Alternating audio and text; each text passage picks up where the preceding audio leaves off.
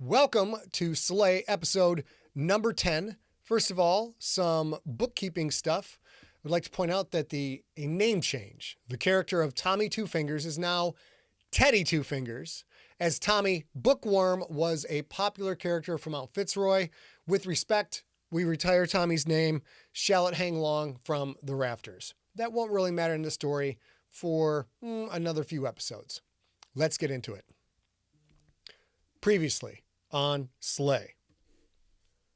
Lincoln brought Ariella Goldsmith back to the old stone church. Ariella's only chance at surviving Callista's wrath is to take shelter under Lincoln's roof. But that also means becoming roomies with Magda Magdalene, a culture clash that's sure to ruffle a few feathers and not just the black plumes of Shitbird. And now, episode 10 of Slay.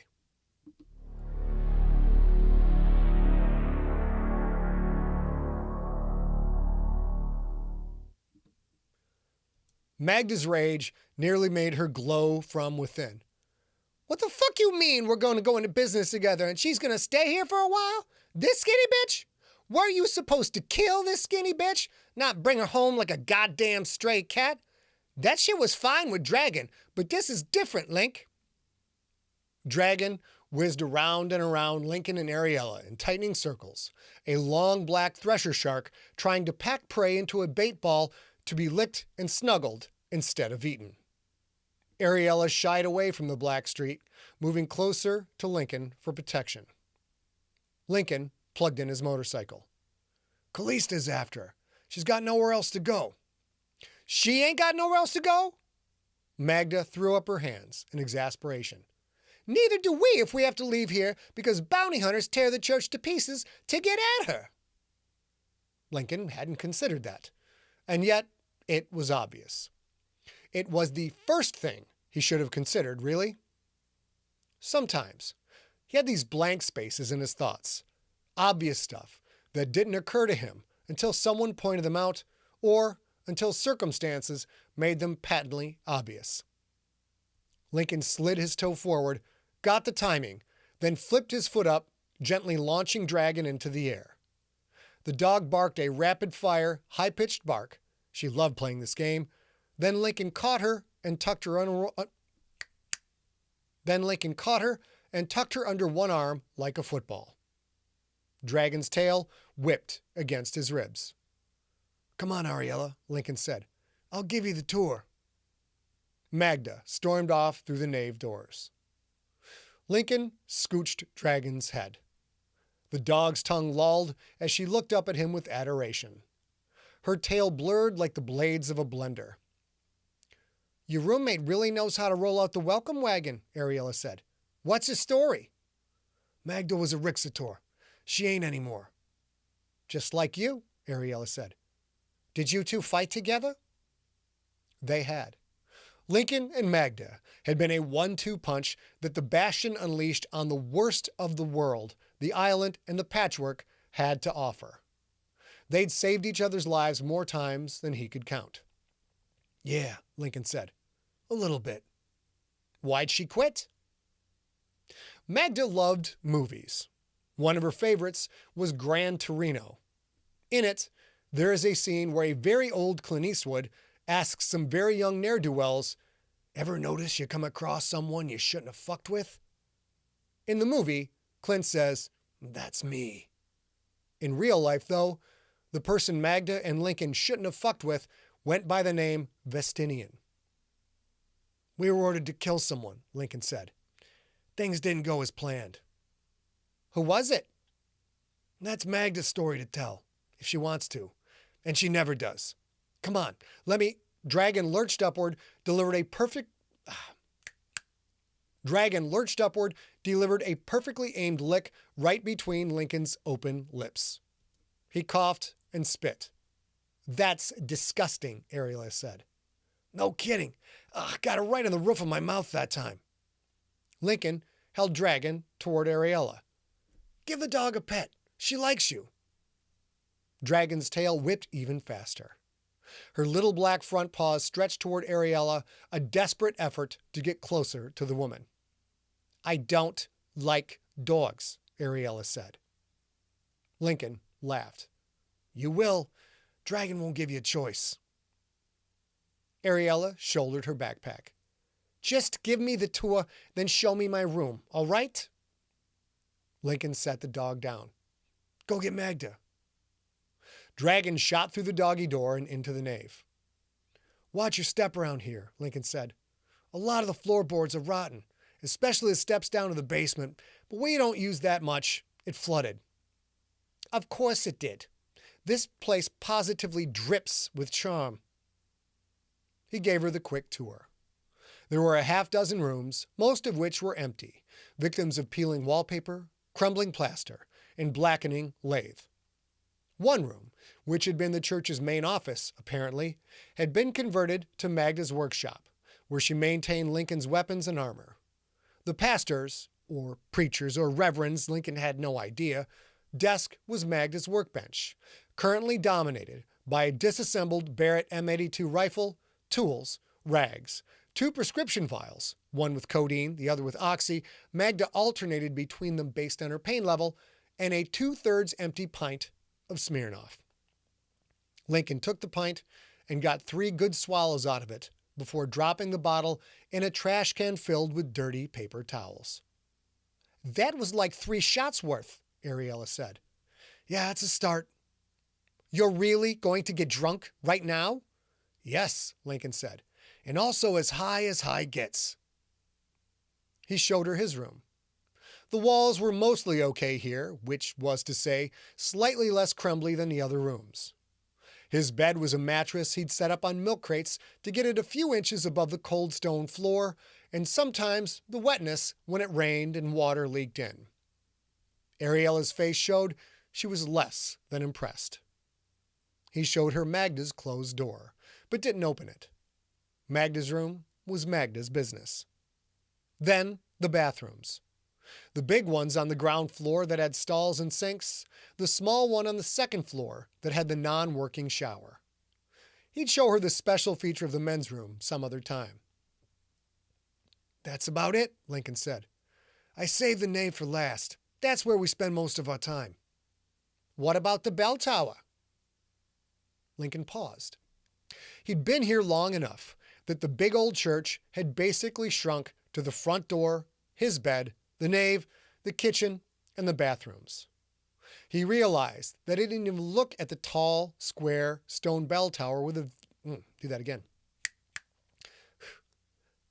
He realized that he didn't even look at the tall, square, stone bell tower with its vertical windows, long since broken, and its round stone pillars at the corners, and its pointed roof, mostly burned through, thanks to some small fire probably started by a homeless person trying to survive a winter night.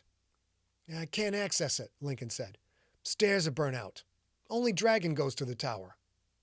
If the stairs are burned out, how does the dog get up there? Lincoln shrugged. She's resourceful. I'll show you your room. He led Ariella down the uneven hall, each step bringing forth the creak of old wood, as if the church was quietly crying out for more people, for life, for energy. This one's all you, Lincoln said. He opened the wooden door, its paint peeling off in cranuleaked chunks. Inside, a 12-foot by 12-foot room. Holes in the walls with piles of crumbled plaster on the floor below them. Windows boarded up from the inside. One old rug with a fist-sized spot of black mildew. The place smelled musty. It smelled wet. You've got to be kidding me, Ariella said. Yeah, there's a red roof inn about 2 miles walk from here, Lincoln said. Bundle up, it's cold, and I wouldn't use your credit card if I was you. She silently seethed. A lack of options and a crime boss wanting your head made for a frustrating combo. What about a bed, at least? No bed. Lincoln should have thought of that. Sleep in the nave tonight, he said. Magda and I mostly crash there anyway. It doesn't leak as much as the other rooms. We'll figure out a bed for you tomorrow. Ariella's hand absently went to her necklace of lumpy turquoise chunks. Lincoln noticed for the first time there were bits of metal in there as well. small charms, and the like. "You crash in the nave," she said. "I'll take your bed for the night." That was fine. Lincoln was going to get so lit he'd probably pass out on the floor. He didn't care where he slept. They entered the nave. Lincoln foot-scooped Dragon before the dog could start circling Ariella. The nave was the nicest room in the building, which was to say, not really all that nice, but it was where Lincoln and Magda had put in the most work. The projector connected to the old laptop gave them movies and YouTube up on the big screen hanging in front of the pulpit. The wide couch, on which sat a fuming Magda, and a table in front of it, on which her blue class... The wide couch, on which sat a fuming Magda, and the table in front of it, on which sat her blue glass blonde... One more try, guys. The wide couch, on which sat a fuming Magda, and the table in front of it, on which rested her blue glass bong and a box of zigzags surrounded by crumbs of marijuana leaves left by half-hearted rolling attempts. 2 padded chairs that had once been in front of the old office desk. Blankets on the couch and on every chair, both on the seat and draped over the back.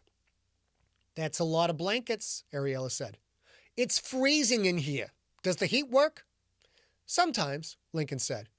"Ceiling is so tall, though, it makes it hard to keep the place warm even when it does." Ariella glanced up at the peak ceiling. Once upon a time, those thick beams and that hard, flat surface had magnified the prayers and songs of the devout. Now, it mostly muddled the sound of whatever played on the big screen. "What a pigsty," Ariella said. "This place smells like stale Bud Light and a lack of education." She pointed around the room. "Beer pong? Overflowing trash? Drug paraphernalia? You people live like this is a community college frat house on double-secret probation." Magda turned, looked over the back of the couch. "You don't like it? Then get the fuck out." The 2 women were getting along so well already. How fun. "Lincoln," Ariella said, "I feel filthy from that ride here, and filthier still since I walked through your front doors. Were you serious that the shower is broken?" Magda eagerly answered before he could. "Shower's been broken for weeks, Miss Thang. Water heater too. You want to feel clean? An ice-cold horse bath should set you straight." Ariella glanced at Lincoln. "I guess I should have also taken a shower before we left. Smart move." If it was a smart move, it was the only smart thing he had done all day. Magda sat up straighter. "You took a shower?" Anger burned in her eyes. "You bring a stray home that's on Callista's kill list, which you didn't bother to ask me about. Tell me we're going into business with her, which you also didn't bother to ask me about. And on top of that, you took a fucking shower when you know damn well I can't?" Magda was getting irrational. She wanted a fight? All right, she could have one. "And what would you have done if I had called you, Mags?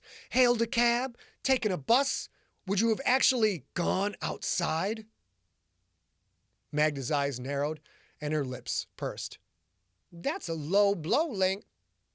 It was, and he knew it. But she'd started the fight, not him. "You think you can tell me what to do in my house?" Lincoln was yelling now. He couldn't help it, and he didn't want to help it. "You forget that you live here and don't contribute a penny to anything?" Magda matched his volume. "Don't contribute a penny? You ungrateful peckerwood! You think your weapons sharpen themselves? Your guns just stay clean all by themselves? Your armor fits perfectly every time just because?"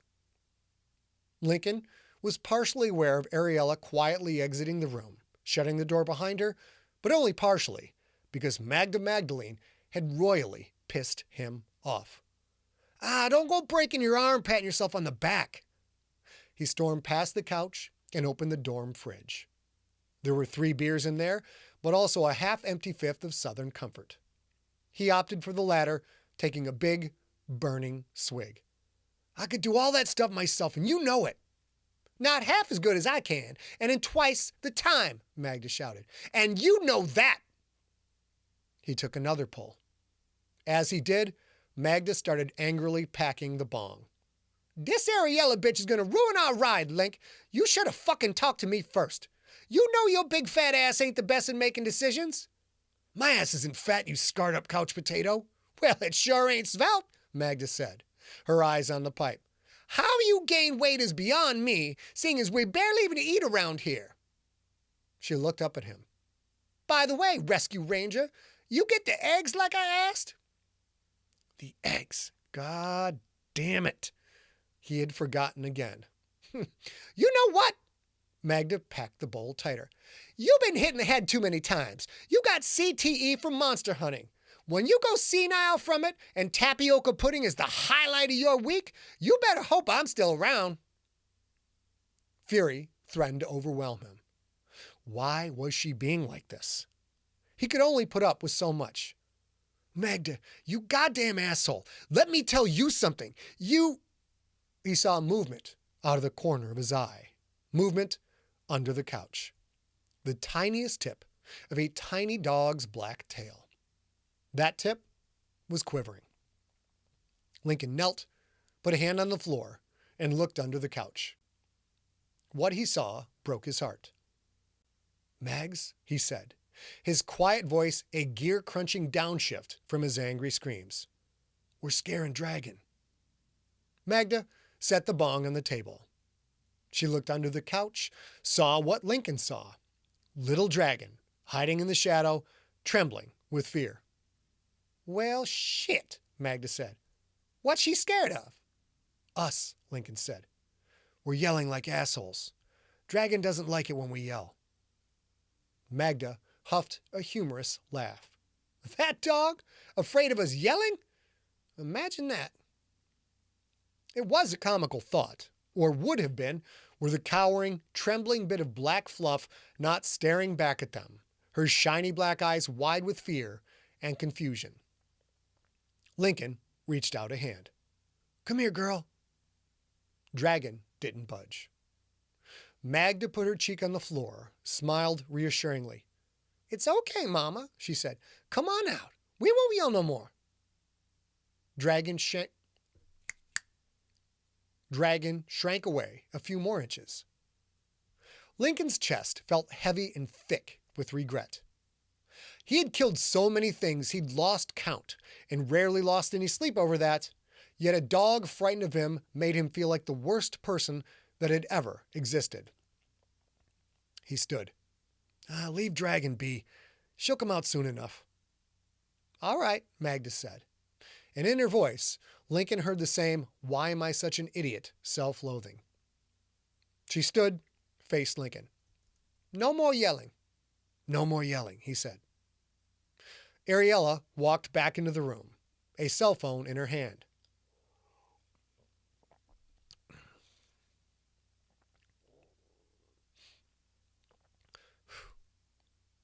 Magda plastered on a pretend smile, made her words full of pretend sweetness. Lincoln Franks, you big dumb fuck. You didn't take away her phone? He hadn't, obviously. He not only felt like an asshole for making his own dog terrified of him, he also felt like a moron for missing the obvious. Ariella, Lincoln said, keeping his voice level, did you just call someone? A plumber will be here in 15 minutes, Ariella said. His name is Ted. He'll fix up the shower and see what else needs to be done. Lincoln felt heat flood his face. Ariella should have known better. Anyone with a brain should have known better, but above all, he should have known better. You fucking cunt, Magda said in a sing-song voice so as not to further disturb Dragon. Let me guess, skinny bitch, you gave Ted a credit card as a deposit for the work. Why don't you just get a stripper tat in neon that says, come kill my dumb ass, then go stand in the front yard, get buck naked, and grab your ankles so the entire world can see it? Ariella rolled her eyes. Good Lord, I wasn't born yesterday. Lincoln told me I couldn't use credit cards or access my money. Magda pointed the cell phone in Ariella's hand. But you called him? If the bad guys can trace your money, you don't think they can trace your calls? Ariella touched the necklace hanging around her neck. She shimmered, then she changed. Black hair became red. Blue eyes became brown. Her face widened slightly. Even her clothes changed, from stylish uptown lawyer to dowdy office worker. Ariella Goldsmith didn't make the call, she said. Patty McTash did, on Patty McTash's phone. Ted will do whatever Patty asks him to do because Patty once represented him pro bono and got him out of some serious trouble. Ted owes Patty. A lot of people owe Patty, and a lot of people owe Marguerite Dufresne. Her visage shifted again, this time becoming a stern-faced blonde with gray roots. And also Esme Wilkinson, Standish as well. The woman that stood there now was suddenly 2 inches shorter and several dress sizes larger than Ariella. Loud makeup, heavy blue eyeshadow, a head of silver curls. The bitch works magic, Magda said. You a weaver, girl? Esme Wilkerson Standish shook her head. I'm good with charmed objects, she said. I can't weave. I can't even spin. Magda crossed her arms. You think a little shape-shifting toy you found in a box of fucking Cracker Jacks is going to stop Callista for long? What are you going to do when she finds out where you are? In a flash, Ariella Goldsmith returned. By the time Callista finds out, I'll have her hands tied legally, she said. She won't be able to move on Lincoln or his domicile. Legally? Magda shook her head. Callista is a criminal to begin with. She'll send hitters here to kill you, kill Lincoln, kill me, and probably kill Dragon. But there won't be no John Wick's revenge for the dog because we'll all be fucking dead. Ariella smiled. Know who would investigate an assault on, and potentially the murder of, an ex-Rixator? Or possibly 2 ex-Rixators? Lincoln hadn't thought of that. Should have, but he hadn't. The Bastion, he said. Ariella nodded. That's right.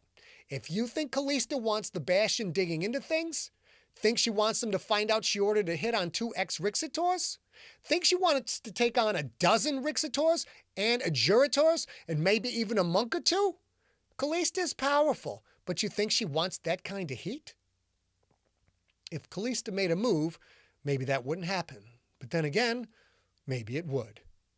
From what Lincoln knew of Callista, the threat of the Bastion coming after her was plenty to keep her at bay. At least for a little while. Legal shit, Magda said, the words sliding out of her mouth like they tasted bad. You better know it, and know it good. Ariella smirked. Don't worry, Martha Stewart, I know it. Lincoln, show me where the water heater is. Then you and your oh-so-welcoming roomie stay in the chapter room of Lambda Lambda Lambda here while I take care of business. With that, Ariella stepped out, slamming the door shut behind her. Lincoln and Magda stared after her for a moment. She's a real piece of work, Magda said. Lincoln nodded. Yeah, seems so. I better show her the heater before Ted gets here. Hey, you want to get high real quick? Shit. Wait, you want to get high real quick first? Lincoln did. He did at that. Fire it up, he said. Magda reached for her bong. That is episode 10, ladies and gentlemen. I hope you enjoyed the listen. We will be back next week with episode number 11. Good day. And now I've stopped recording, so now it's just back to me being me. I was doing so good, and I had like several flubs all in a row. That's the way it goes. All right, baby girl, we're ready to go. My awesome wife is on her way up. Bop, bop, bop, bop. Boom, bap.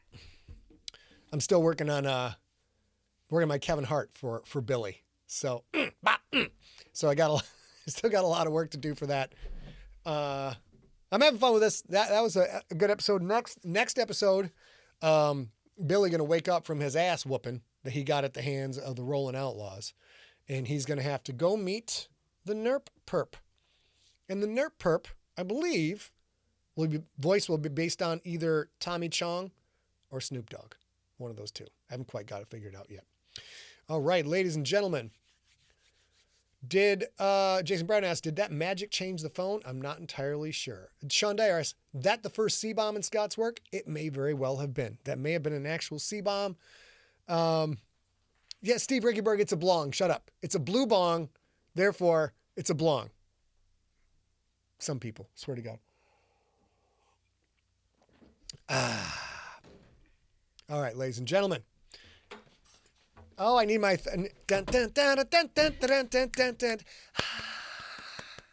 laugh track. Oh, thanks, baby. We've got the intro music and the crowd laugh track for A coming on the scene. All right, as she gets in here, let me tell you what we're going on. David Lamb asks, was that scene with Dragon hiding based on real life? Not only was it based on real life, you guys. Are you kidding me? Not. We're going to talk about this as soon as I get this out of here. Where is it? Where is it? How do I get rid of this? Timer, boom, bang, bajizzy, badoom, bagone. 5 minutes back. Got it.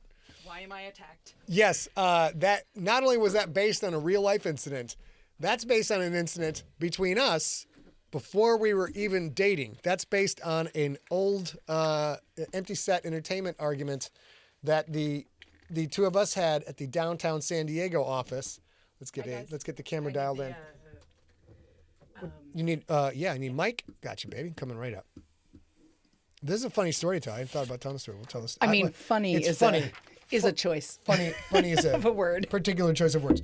So it was as the people who know me in the room from back in the day know, sometimes I can get a little fired up, get a little bit of a temper.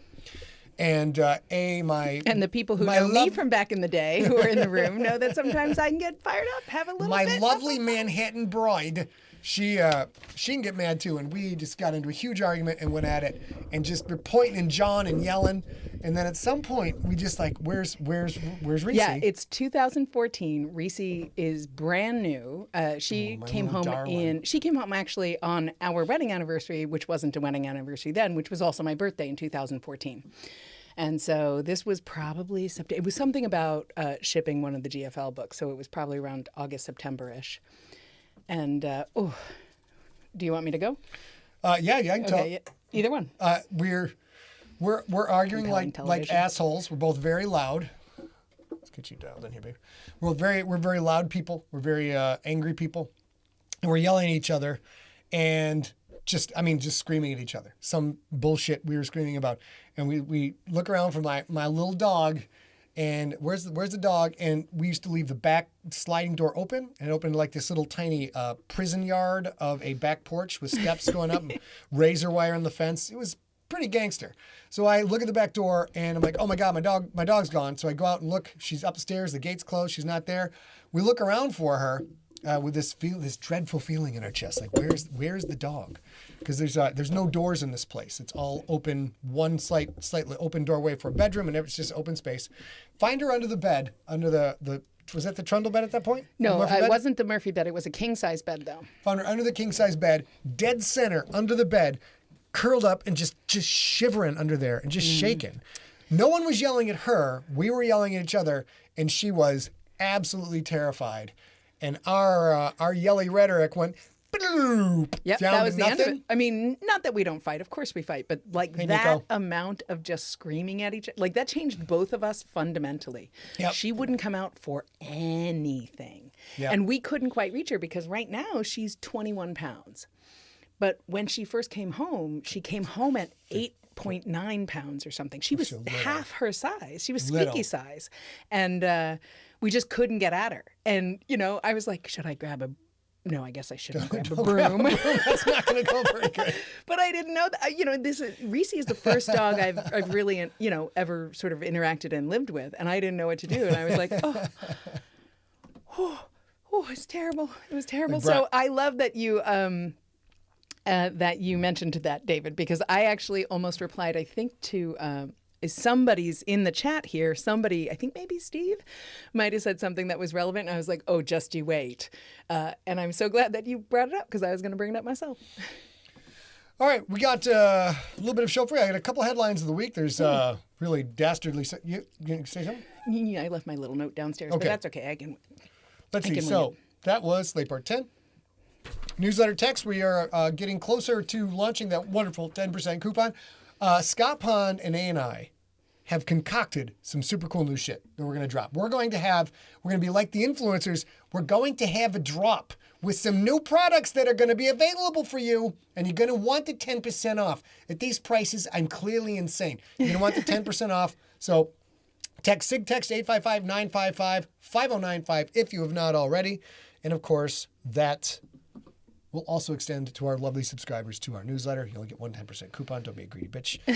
And if you guys got any questions, etc., and send it to us at info@emptyset.com. Coming up, baby girl, tell them all about Mr. Iceberg's party. You guys have heard me talk about this a lot. I know some of you who are in the chat room tonight do this every month. Of course, Steve does it. He's a saint. He for 7 or so hours on a Saturday, the first Saturday of every month. This next one is on the 4th of March coming up, and he hosts a Zoom happy hour where you can pop in and pop out. You can talk about anything you want. People talk about their accomplishments. They share recipes. I know that sounds crazy, but that happens. LJ is a good cook, and he's also learning yoga and all sorts of stuff. So we talk about all sorts of stuff. Come on out. This next one, I'm not sure how much I'll be on because my brother and sister-in-law are flying from New York to California. Yep. For the first time since the pandemic, and we're going to be up at a hotel near my folks who live about an hour north of us so that we can, my brother and my sister-in-law are huge dog people. They run a dog rescue, and they don't ever get to see my dogs because my dad is really allergic. So we decided we were going to go up, get a hotel nearby where that would take dogs so that we can have the dogs in the backyard and my brother and Lauren can see the dogs and hang out, and we'll just hang out the whole weekend. So I'm not sure how much I'll be there or if I'll be there at all this month, but next month. You guys, Scott Pond is in the chat room, and Scott Pond sent me the final graphic for one of the products today that we're working on. So sick. So sick. Now, I might be biased because I make a lot of this shit up, but he designed some super My brother sick Jude shit. is in the chat room. He says less than 18 hours. Ladies and gentlemen, we got to do a little bit of a... What happened to my stuff? We got to do a couple little headlines of the week. Am I missing anything in the announcements, babe? I just have celebrations left, I think. Celebrations. Speaking of the devils, hold on now. Updates. There is the peanut right there. That is the Reese's and piece. that is actually a gift from my brother and sister-in-law. So chewing that up was a a toy. Christmas gift for them. That is the same hotel that we'll be staying at this weekend. In fact, we were up with my folks for Christmas and brought presents to open up. And that, I think it was a chicken. Was it a chicken? Do you remember? It didn't get out of the hotel room. Reese tore that. Reese tore it destroyed apart. that bastard. Reese looked at it and said, "I don't like the way you look at me," and then killed it. It was great. And then our big pup pick this week is I don't often post pics because some people we know like to dress up my dogs in clothes. But this one, I think it says, "I heart dad." It does. And as people who don't have human children, I was like, all right, I'll allow that. I will allow that. Tiny, young, squeaky. Give me our celebration. So we've got a handful, and I have a note downstairs, so I'm going to remember them from my head, I think. First, we have a couple of birthdays. Julaine Morningstar Hughes has a birthday today. Happy birthday, my friend. I hope it was terrific. I know you've had such a journey in the last year or two, and I hope you celebrated with cake anyway. And also, our good friend, Abby Baker Pearl or Pearl Baker? I don't know which way it is. Dr. Daniel Baker, PhD's lovely, gorgeous, intelligent, beautiful wife is having a birthday on Tuesday, and I love her to death, and I wanted to say happy birthday. Yes. And then I have a couple more, I think they're celebrations, but I wasn't asked to do these. And they're both about our good friends, the Ponds. First, I mentioned in the comments today, Scott launched his own Etsy shop about T-shirts and stuff. Oh, dope. Scotties, SCOTTIES, T. Possessive S or no? I think it's, you can't. It's, Okay. So go to Etsy and go to Scotties. Go to Etsy first, though, and go to Scotties Tea Shop, T-E-E shop. And it's super cute. It's full of fun stuff. It doesn't have Sigler stuff on it, of course, but because it's today, but it's got cool stuff. And apparently, I'm not sure if he's a big fan of Chuck or you guys are a big fan of Chuck.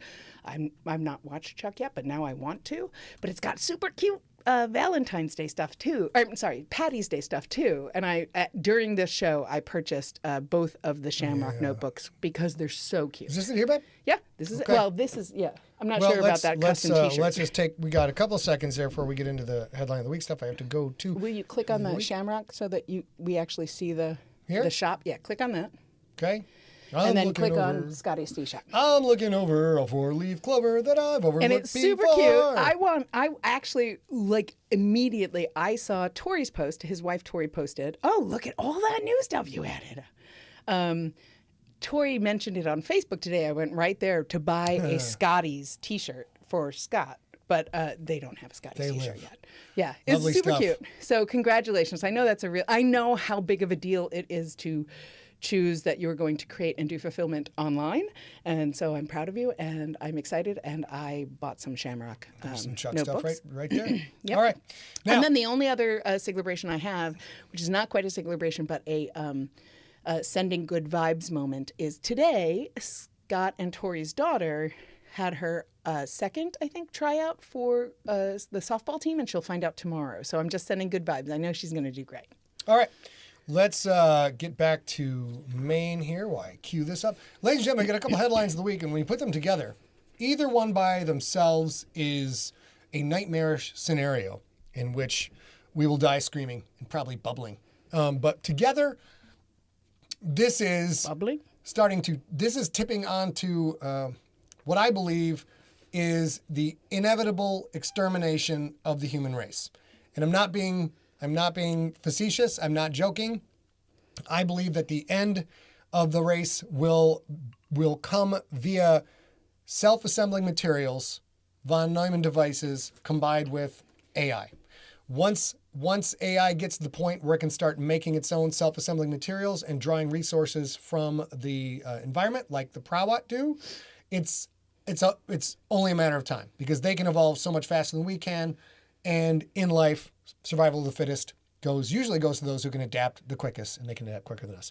So here we go. This is some delightful news from the world of news.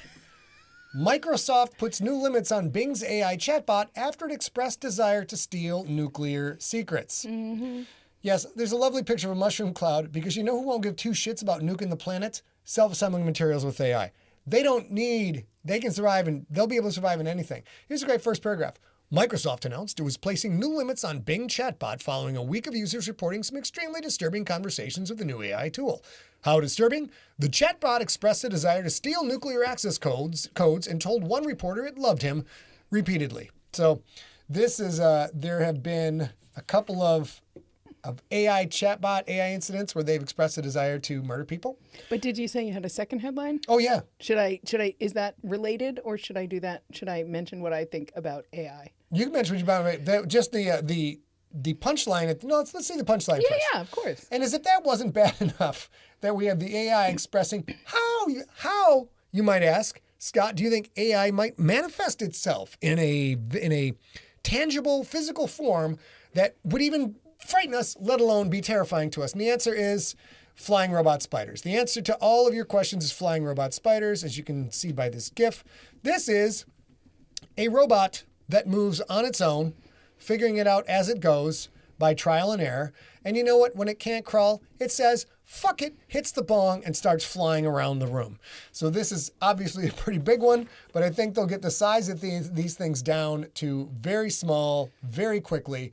And now you've got an all-terrain vehicle and then some, and then it's simply just a matter of mass production. It's a matter of, can we destroy them before they get out on their own in the deep woods and start reproducing? And the funny thing is, when we all watched Terminator, anybody who was old enough to watch Terminator in the theater was like, wow, that's going to be bad when Skynet goes sentient. But it's not going to work that way. What's actually going to happen, or is already happening, is the von Neumann devices are already replicating. We just don't know it. And it's not going to be that. It's going to be something knocking on your door that isn't human, saying, hi, there's 67 billion of us. Please come. We need your food. Oh, someone asked what my T-shirt said. reliable narrator. It's not going to be something that talks to us. That. I'm so proud. I made this for me because I really don't like books with unreliable narrators. They don't tell you it's an unreliable narrator till the end. If they tell you in the beginning this might be an unreliable narrator, great, I'm down with that. But at the end, so anyway, so I have this because all of my stories, fucking reliable narrator. It's not going to be something talking to us. It's not going to be something knocking on the door. It's not even going to be something that we see. We are going to eventually get to the point where there are, in effect, bacteria or ant colony-like hives where they're going to build that scent, just like this is what the prowlet are. They're going to be able to get a basic number of minids, let's call them, M-I-N-I-D-S, just like the prowlet, and then these minids are going to be able to build construction devices within this area, and they'll have automated tools to draw in nutrients, so minerals and other things, just like trees have done for hundreds of billions and millions of years. That's right, hundreds of billions more than millions. Hundreds of billions of years they've been doing this. I wasn't going to say that, but yes. So plants have done this and have succeeded massively. Bacteria are the most successful species on the planet. There are more ants on the planet today than there ever have been humans. It's just a matter of once these things start growing and they start to diasporize, they start to spread out, it's fucking over. Because at that point, they won't need us for food. There's food everywhere. But at some point, they're going to realize we're a threat. Yeah. As soon as they realize we're a threat. And why will we be a threat? Because we will be trying to burn them with fire. That is what we do. We destroy things. And that will be the end of the race. Now, I don't think it's going to happen in any of our lifetimes. So all of you guys watching this right now, you're fine. Go have a drink. Relax. Your kids are fucked. Can't help you. It's just the way it goes. That's the reality of life. That's the reality of life, man. There you go. So I'll add this, though. I find... and this is really something that I am actually saying as a person who publishes books, and we've talked for literally 3 years now.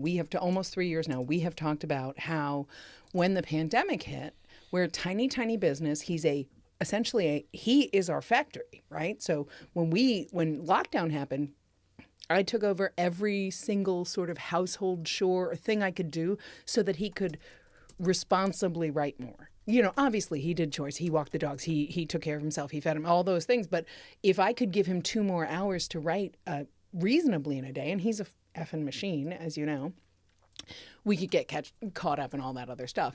That said, as a person who in my entire gorgeous, I am so grateful for life exists because he writes unique things.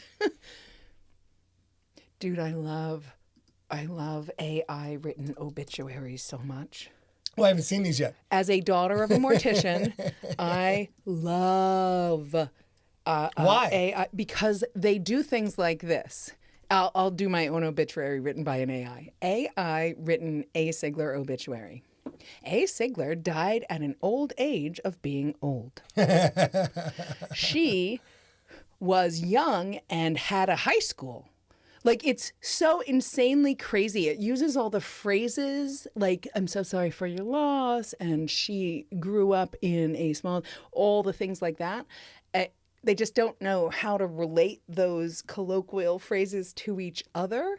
And it's like a form of release and comedy. Like, while I eat lunch, I sometimes look at AI written obituaries. Here we go. Here's one on Wired. I feel like we're crushing it like Joe Rogan's show. Like all of a sudden out of nowhere, it's like, Brian, can you call this up? And boom, there it is on the screen.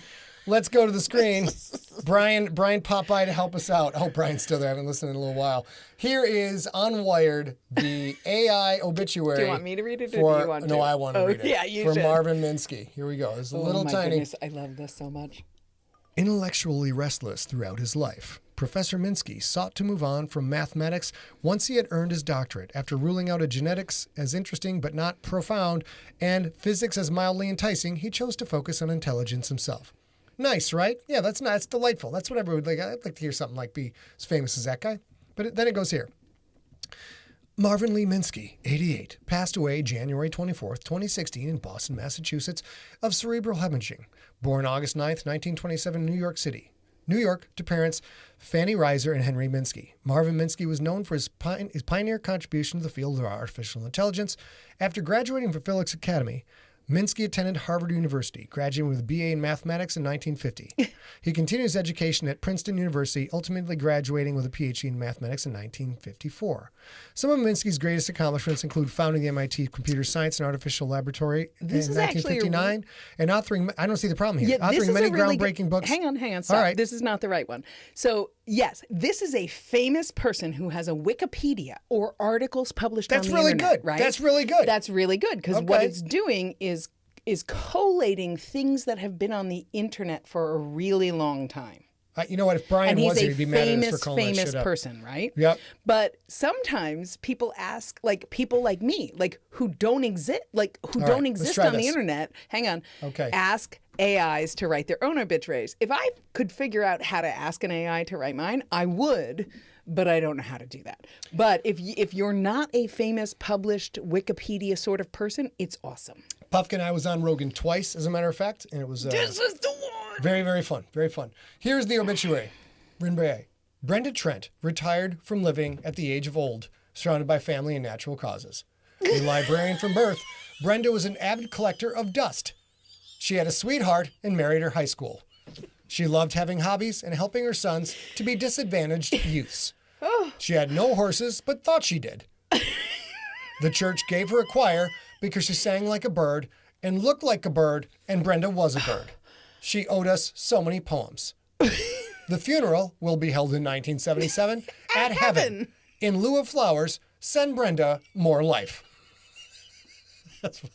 I love it so much. Now, I have to tell you, I've told you guys 100,000 times, but I am the daughter of a mortician. And in high school, I made the not terribly smart decision to go live with my single dad for my sophomore, junior, and senior years of high school. Or I think junior and senior years of high school. And that wasn't a smart choice. But I was in back where I grew up and whatever. And I worked at the funeral home as a gopher, sort of. And the number. There we go. The number, I cannot express to you the number of obituaries that sound exactly like that, but make sense. And so I laugh. I literally eat my lunch and look for those. Nothing's ever going to top. In lieu of flowers, send Brenda more life.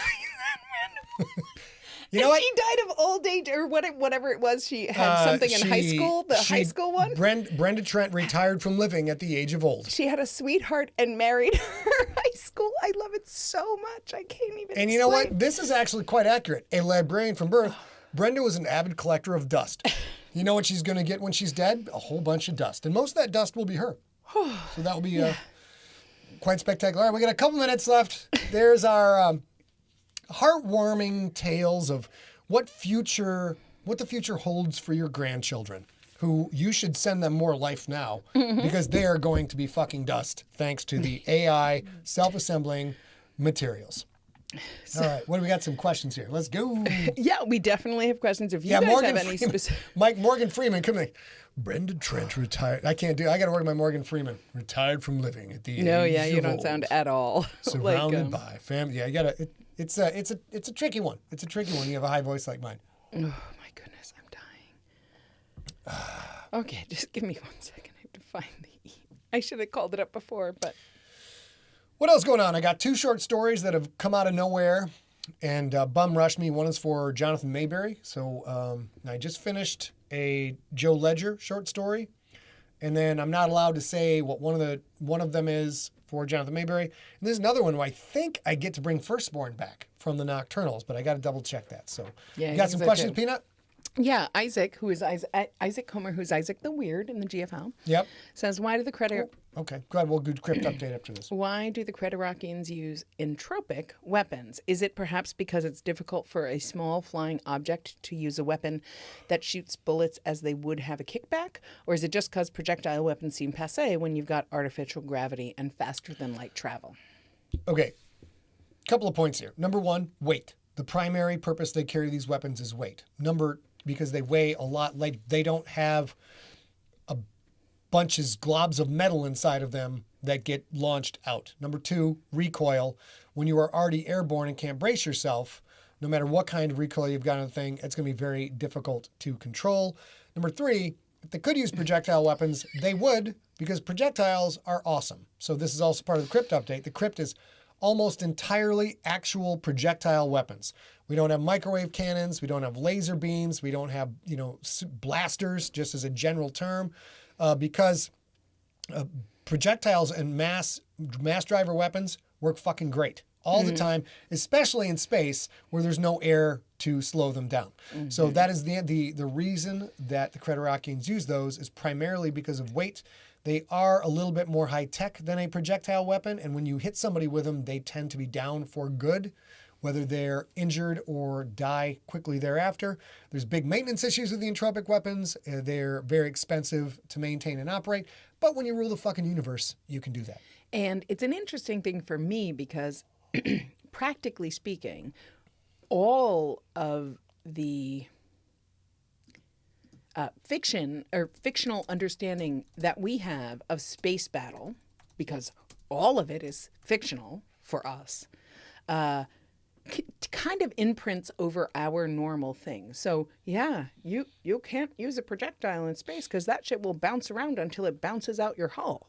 Like it will just go on forever. It won't be stopped. And I forget that myself often, but I think that asking about the entropic rifle instead of how do you have a weapon instead of a projectile is the kind of the influence that we have never really seen a space battle in real life. We're going to see it real soon. So that leads us to the Crypt update. The update is Ray Porter is scheduled to begin the book at any moment. That's what we have been told. I think already, probably, hopefully, maybe have. Athon Books is ready to roll, but because Ray is such a force and such a talent, and the combination of Ray Porter and Scott Sigler has done very well, so far. Athon's just everything's on ice until Ray's done with the book. When Ray's done with the book, the audiobook is edited in the can. That is, only then will Athon even lift a finger to get going on producing and marketing the rest of the book, which I, having been in a company that overpromised and delivered a couple of weeks late every now and then, we're all for it. We're all for this plan. And Ted, I think you're probably still in the chat room here. I think you emailed, Ted Babcock emailed me this morning, happened to email today saying oh, no, you were something else. I'm so sorry. You were sending something. But somebody actually emailed today. And I love this relationship because this relationship exists like this. Once a year, this hardcore fan emails and says, are we ever going to get more Crypt? I really want more Crypt. And then the year later, he goes back, he finds the email reply that I sent to and replies and says, are we still going to get more Crypt? And today, he sent that email. And I got to reply and say, yeah, we sold it to Athon Books. It's in production, and you're going to get it in 2023. And it was super fun. It's super, super, super fun. I'm going to have a little bit more scotch. This is today we're having Balvenie. It's delicious. Balvenie. Do you want me to pour it? Yes, please, ma'am. Yes. Sorry. Why don't you tell me about this glass you have? This glass I have, a little present from Valentine's Day present from my wife. It's a map of San Diego. I don't know if you guys can see that or not. My Valentine's Day present this year. So his got lost in the mail, so I can't. It's not that he didn't. My present for her got lost in the mail. It's so sick. It's like a double entendre inside joke. Shoot. Spoiler, you've guessed it now, haven't you? I haven't. She never guesses. I give really good clues. I didn't even hear what you said because I was measuring the pour. You're going to have to watch the replay, lady. I am going to go back and watch the replay and see if you can figure it out. But so yours got lost in the transit and had to be reshipped. Okay. What I got for Scott this year was a handful of new Scotch glasses. This one is a map of San Diego. I also have one of Detroit. I also have one of New York because he grew up close to Detroit. I grew up close to New York. I also, I think, got one of Atlanta because DragonCon. So we got a couple questions in the chat room about Crypt and Ray. Sean asks, does Ray have a dedicated audio editor, or is it just all raw audio sent to whoever's producing? I think it's a mixed bag. I think he has a price point where they can deliver something completely edited, and then they also can deliver the raw audio. But I think, by and large, Ray produces finished content, right? And Steve in the chat room, you can answer this, Steve. Well, I get it, actually. Okay. And then Steve gets it. Ray produces confidently workable audio. Like his is not absolutely publishable. He gives you what he calls raw audio, but it's not. He cuts out so many of the ums and butts and pops and snaps and stuff like that. Just not all of them. Danny Baker says a map of Sheboygan would be fun. I have the zip code of Sheboygan as a Scotch glass, so that's pretty good. That's how I got the idea. Brian Kane asked, do you know if the crypt is going to be hard or soft cover? Primarily soft cover, but trust me, A and I will not rest. Unless Athon is probably already planning on doing a limited edition hardcover run, would be my guess. We haven't talked about it till the audiobook is done, but I'm much easier to work with than I was when I started out this gig as full-timer like 15 years ago. I'm far less demanding what I ask for from the publisher because I want to get things right.